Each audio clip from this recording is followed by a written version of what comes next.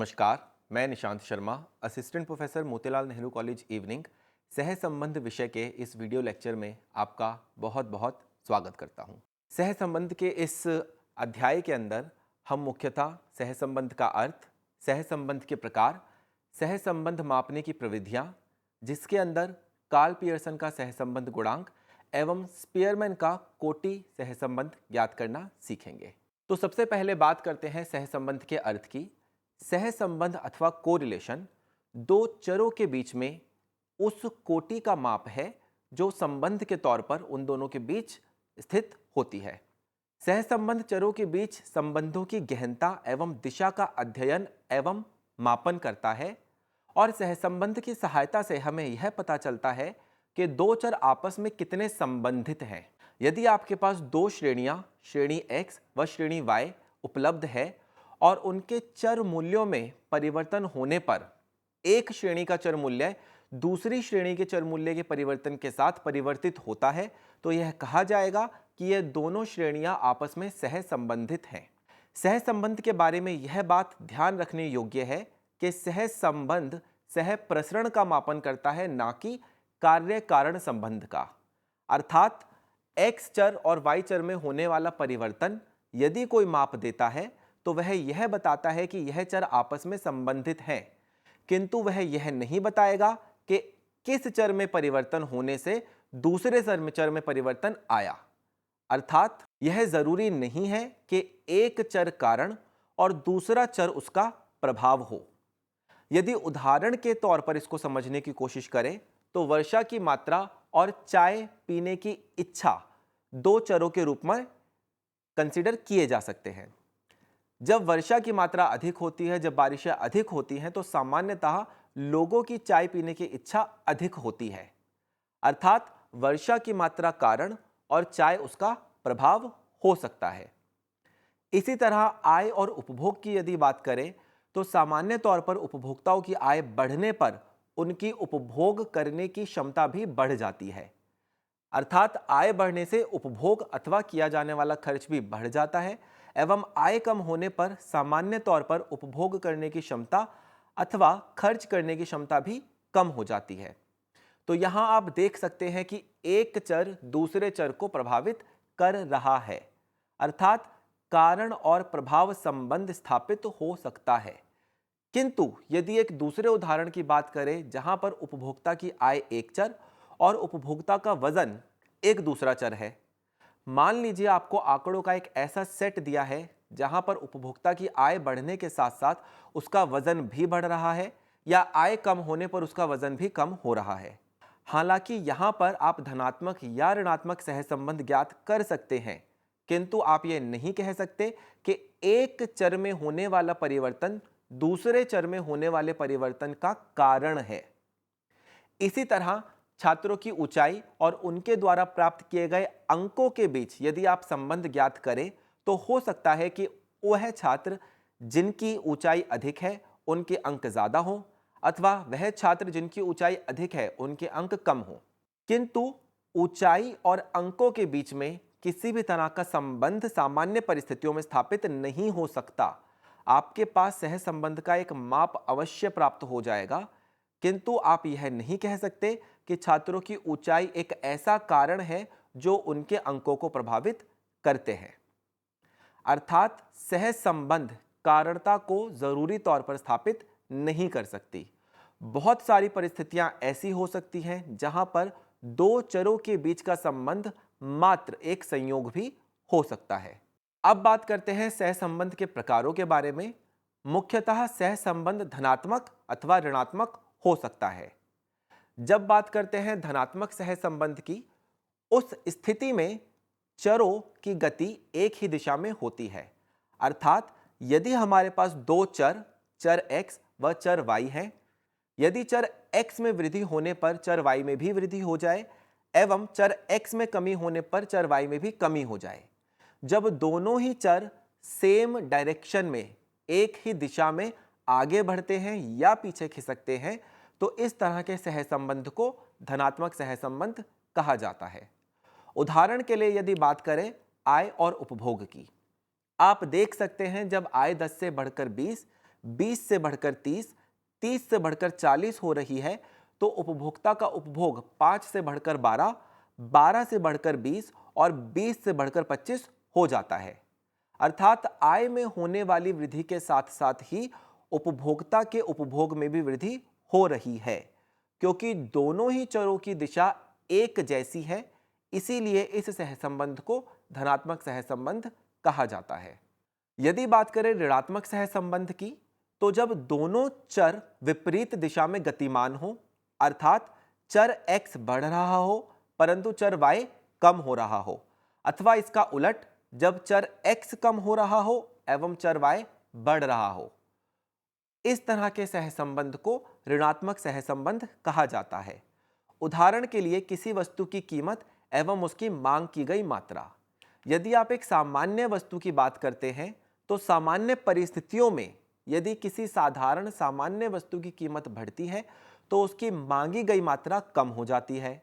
आप देख सकते हैं कि जब कीमत 5 रुपये से बढ़कर 6 रुपये, 6 रुपये से बढ़कर 7 रुपये, 7 रुपये से बढ़कर 8 रुपये होती है, तो वस्तु की मात्रा 10 इकाइयों से कम होकर 8 इकाई, 8 इकाइयों से कम होकर 6 इकाई, 6 इकाइयों से कम होकर 5 इकाई हो जाती है। अर्थात कीमत और मात्रा में नकारात्मक संबंध है और इस नकारात्मक सहसंबंध को आप ऋणात्मक सहसंबंध कहते हैं। उसके बाद बात करते हैं सहसंबंध के एक और प्रकार की, जो कि रेखीय सहसंबंध या गैर रेखीय सहसंबंध हो सकता है। यदि आप चर x और चर y की सभी वैल्यू को x अक्ष और y अक्ष पर अंकित करें और यह अंकित वैल्यूज या अंकित मूल्य आपको एक सीधी रेखा प्रदान करे, तो इस तरह के सहसंबंध को रेखीय सहसंबंध कहा जाता है। अर्थात यदि एक चर में होने वाले परिवर्तन की मात्रा दूसरे चर के परिवर्तन में होने वाली मात्रा का एक स्थिर अनुपात है, तो इस तरह के सहसंबंध को रेखीय सहसंबंध कहा जाता है। एवं जब चर x व चर y की अंकित मूल्य, अंकित वैल्यूज जो आप ग्राफ पर प्लॉट करते हैं, प्लॉट करने के बाद अगर आपको अंकित मूल्यों से एक सीधी रेखा प्राप्त नहीं होती है, तो इस तरह के सहसंबंध को एक गैर रेखीय सहसंबंध कहा जाता है। अर्थात चर x में होने वाले परिवर्तन की मात्रा व चर y में होने वाले परिवर्तन की मात्रा एक दूसरे का स्थिर अनुपात नहीं है, तो इस तरह के सहसंबंध को गैर रेखीय सहसंबंध कहा जाएगा। यदि इसको तालिका की सहायता से समझने की कोशिश करें तो आप देख सकते हैं, पहले रेखीय सहसंबंध के केस में आपकी आय यदि 40 से बढ़कर 80, 80 से बढ़कर 120, 120 से बढ़कर 160 होती है, तो साथ में आपकी उपभोग की मात्रा 10, 20 व 30, 40 बढ़ रही है। यदि आप 40 और 10 का अनुपात देखेंगे तो यह अनुपात 4:1 है। यदि आप 80 और 20 का अनुपात देखेंगे तो यह अनुपात भी 4:1 है।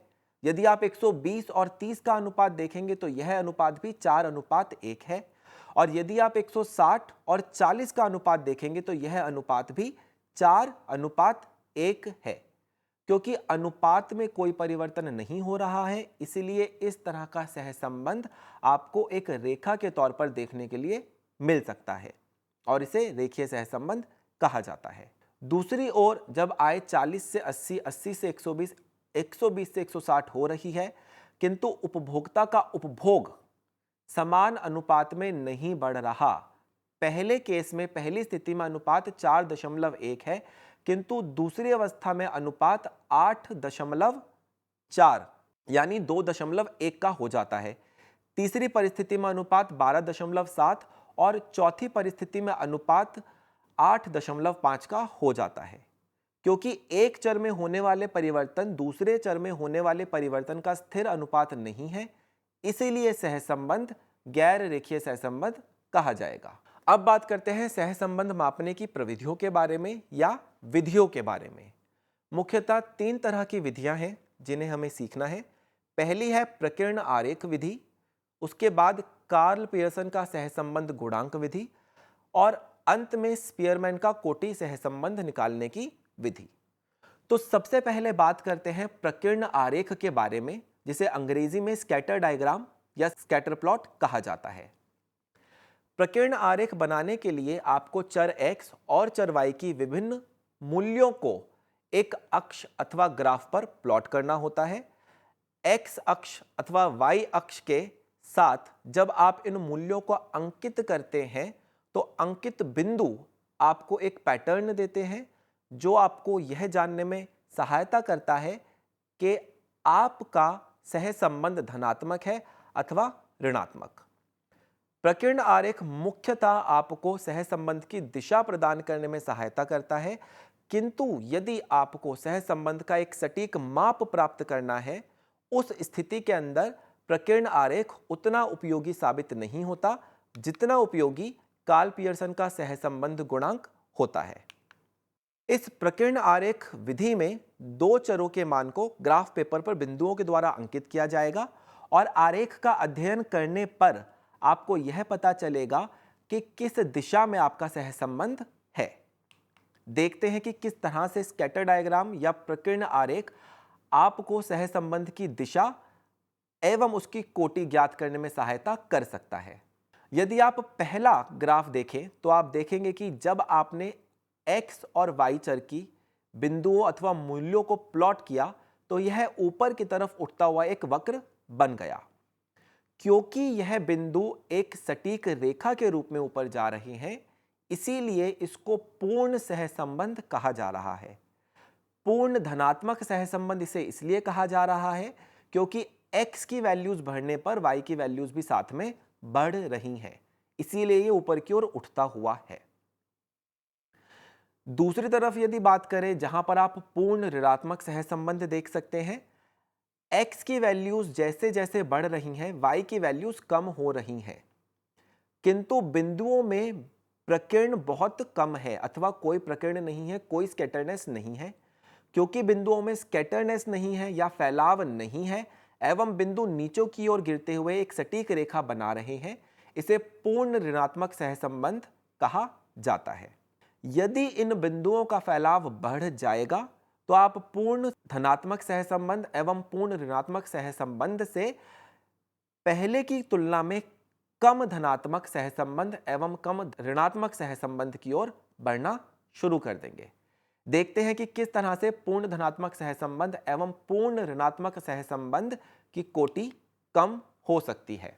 अब यदि आप इस स्लाइड पर पहले चित्र को देखें तो आपको पता चलेगा कि बिंदुओं का फैलाव बढ़ गया है। पहले आपकी बिंदु एक सटीक रेखा के रूप में ऊपर जा रही थी, किंतु अब बिंदु फैल चुकी हैं। किंतु अभी भी आप इस डायग्राम से पैटर्न आइडेंटिफाई कर सकते हैं।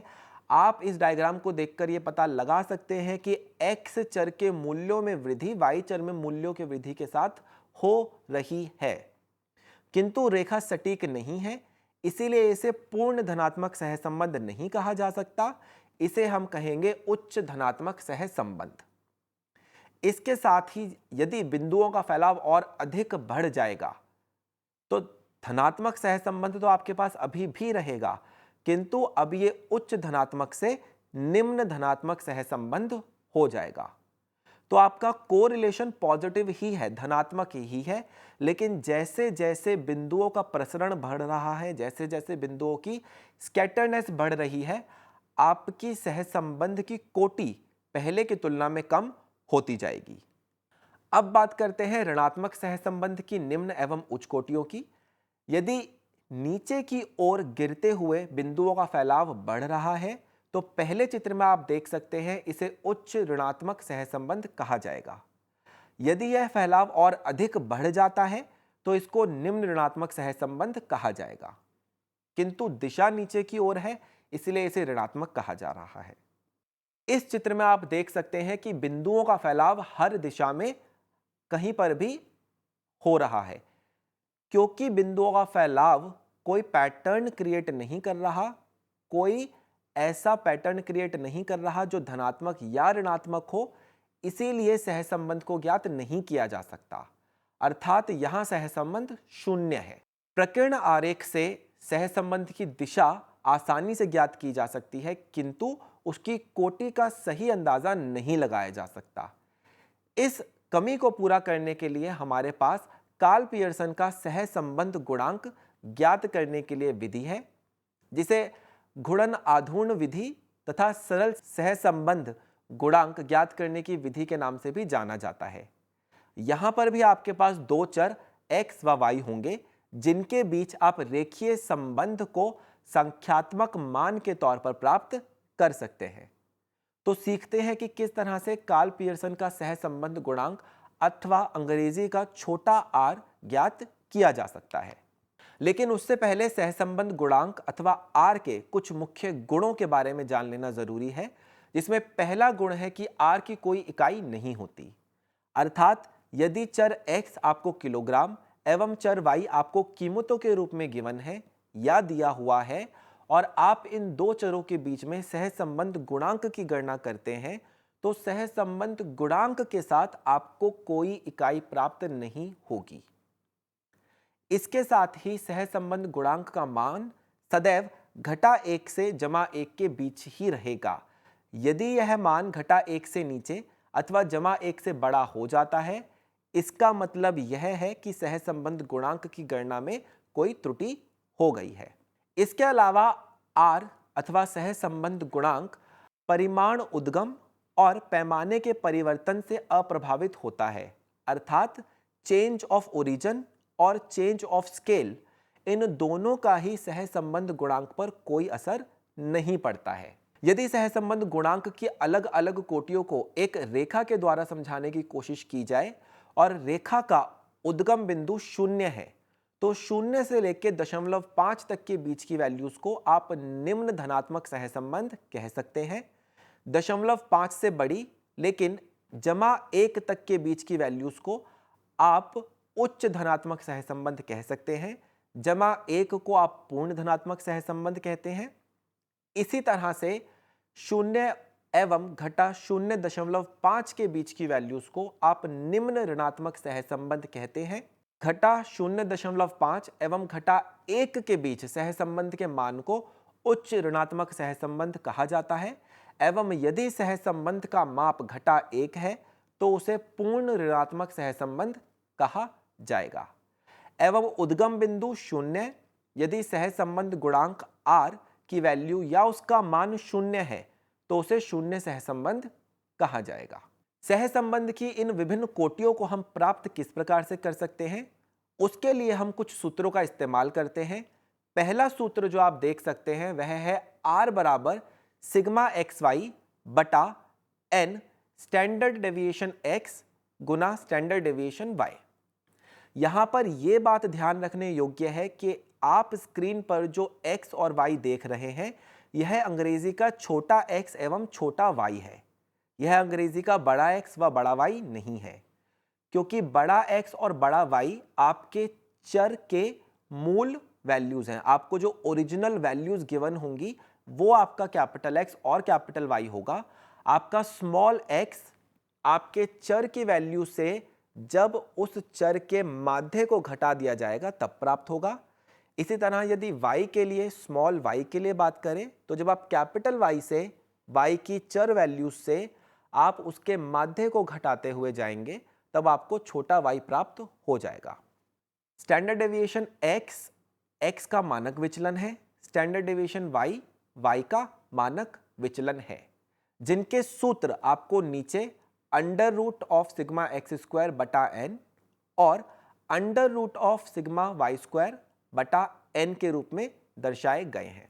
यदि आप स्टैंडर्ड डेविएशन x एवं स्टैंडर्ड डेविएशन y की जगह इन सूत्रों का इस्तेमाल करें तो आपको स्लाइड पर दिखाया हुआ जो बड़े बॉक्स में फॉर्मूला दिखाया जा रहा है वह प्राप्त हो जाएगा, जहां आप देख सकते हैं यदि आप इस स्टैंडर्ड डेविएशन x की जगह ये फॉर्मूला पुट कर दे जहां पर under root of sigma x square बटा n एवं स्टैंडर्ड डेविएशन y की जगह स्टैंडर्ड डेविएशन y का फॉर्मूला पुट कर दे sigma Y square upon n, यदि आप इन दोनों फॉर्मूलास को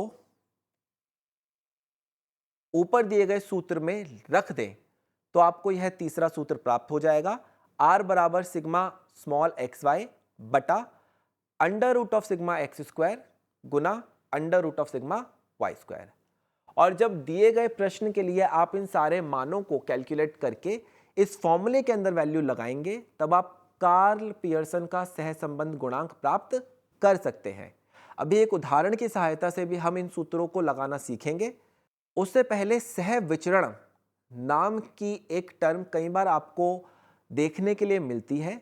सह विचरण अर्थात कोवेरियंस निकालने के लिए आपको ये जो आपका मूल सूत्र आपको गिवन है R बराबर सिग्मा एक्स वाई बटा N, standard deviation X standard deviation Y, यदि आप यहां से इस स्टैंडर्ड डेविएशन एक्स एवं स्टैंडर्ड डेविएशन वाई को गायब कर दें, हटा दें और केवल sigma x Y upon N इतना ही सूत्र रहने दें, तो उसे सह विचरण कहा जाता है। सह संबंध ज्ञात करने के लिए कार्ल पियर्सन विधि के अंदर आप दिए गए सूत्र का भी इस्तेमाल कर सकते हैं, जहां आप डायरेक्टली x और y की वैल्यूज को पुट करके r की वैल्यू को ज्ञात कर सकते हैं।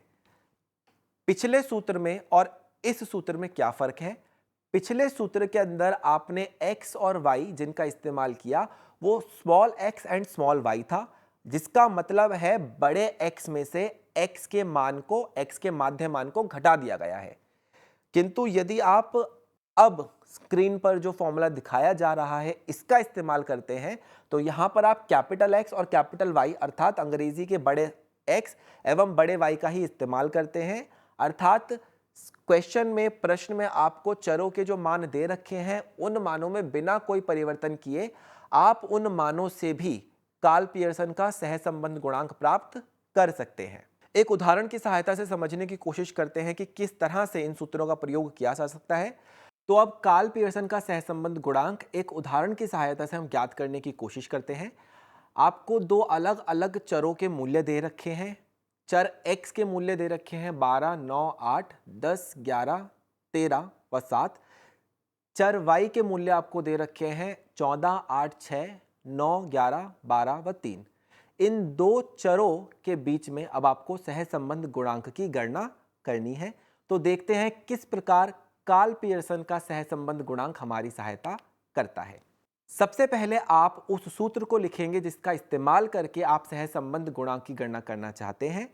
सूत्र को R बराबर सिग्मा एक्स वाई बटा सिग्मा एक्स स्क्वायर का अंडर रूट गुना सिग्मा वाई स्क्वायर का अंडर रूट के रूप में स्क्रीन पर दर्शाया गया है। यदि आप टेबल में देखेंगे तो x चर के मूल्य वैसे ही लिखे गए हैं जिस प्रकार से आपको प्रश्न में दिए गए थे। इसी तरह चर y के मूल्य भी बिल्कुल उसी तरह से तालिका में लिखे गए हैं जिस तरह से आपको सवाल में अथवा प्रश्न में दर्शाए गए थे। तो दी हुई x चर एवं y चर के मूल्यों के आधार पर आप उन मानों को ज्ञात करने की कोशिश करेंगे सबसे पहले जिनका इस्तेमाल आपको अपने सूत्र में करना है, अर्थात sigma x y, sigma x square एवं sigma Y square. Sigma x y का मतलब यहां पर x एवं y के बीच में गुणा है। सिग्मा एक्स स्क्वायर का मतलब x जो आपको छोटा x प्राप्त होगा उसका वर्ग है। सिग्मा y के अंदर जो y स्क्वायर आप देख रहे हैं, यहां y स्क्वायर का मतलब y की वैल्यूज का वर्ग है। तो देखते हैं किस तरह से आप इन मानों को ज्ञात कर सकते हैं। सबसे पहले छोटे x की वैल्यू या मूल्यों को ज्ञात करने की कोशिश हम करते हैं, जिसको ज्ञात करने के लिए आपको चर x के मान में से उसके माध्य को घटाना होता है। तो सबसे पहले चर x के दिए गए मूल्यों का योग आप करेंगे। 12 जमा 9 जमा 8 जमा 10 जमा 11 जमा 13 एवं जमा 7। और जब इस टोटल अथवा योग को आप भाग कर देंगे x के चरों के संख्या से, जो कि 1, 2, 3, 4, 5, 6, 7 है। तो यदि आप 70 को 7 से भाग करेंगे तो x का माध्य आपको 10 प्राप्त होगा। इसी तरह से जब आप y श्रेणी का माध्य ज्ञात करेंगे तो आप 14, 8, 6, 9, 11, 12 एवं 3 का योग करेंगे, जो कि सिग्मा y बराबर 63 नीचे दिखाया गया है। एवं जब आप इस 63 को 7 से भाग करेंगे तो y का माध्य आपको 9 प्राप्त हो जाएगा। अब किस तरह से आप स्मॉल x एवं स्मॉल y प्राप्त कर सकते हैं? यदि आप तीसरे कॉलम में देखेंगे तो आप पाएंगे कि x घटा x बार लिखा हुआ है। x घटा x बार आपके स्मॉल x को दर्शाता है, जिसे ज्ञात करने के लिए x की हर वैल्यू अथवा मूल्य से उसके माध्य के माप को घटाया जाता है। यदि आप 12 से x का माध्य अर्थात 10 को घटा देंगे तो 12 घटा 10 2 प्राप्त होगा, 9 घटा 10 घटा 1 प्राप्त होगा, 8 घटा 10 घटा का 2 प्राप्त होगा, 10 घटा 10 शून्य प्राप्त होगा, 11 घटा 10 1 प्राप्त होगा, 13 घटा 10 3 प्राप्त होगा एवं अंत में 7 घटा 10 घटा का 3 प्राप्त होगा। बिल्कुल इसी तरीके से जब आप y के मानों में से y का माध्य घटा देंगे हर मूल्य के लिए, उस स्थिति में आपको स्मॉल y अथवा y घटा y बार प्राप्त हो जाएगा।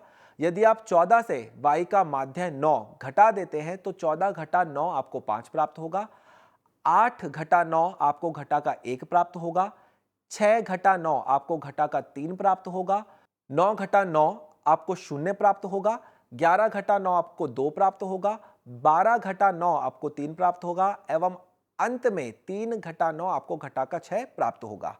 अब सूत्र के अनुसार आपको x और y का गुणा का योग प्राप्त करना है। गुणा का योग प्राप्त करने के लिए x माइनस एक्स बार के सभी मानों को y घटा y बार के मानों से गुणा करके अंत वाले कॉलम में आपको x y का गुणा प्राप्त हो जाएगा।